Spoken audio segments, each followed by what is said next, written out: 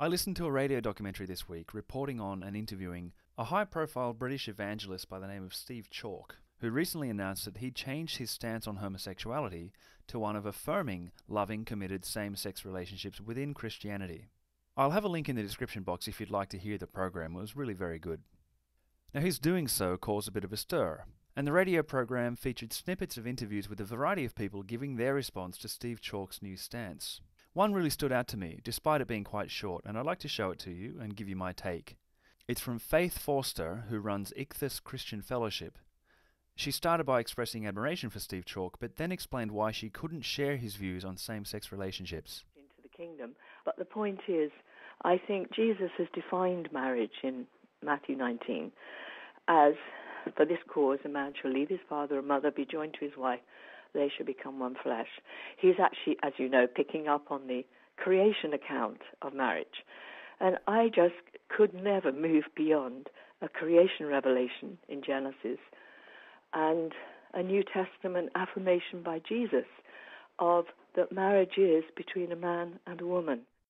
Now, when I hear that, what I actually hear is this.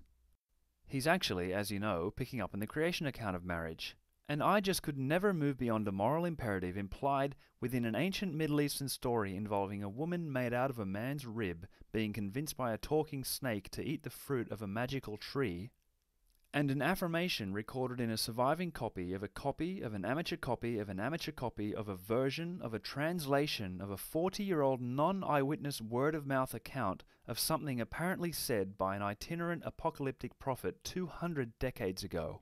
That marriage is between a man and a woman. This is what stops people from feeling comfortable accepting that loving same-sex couples should have the same rights in the 21st century civilized world as heterosexual couples.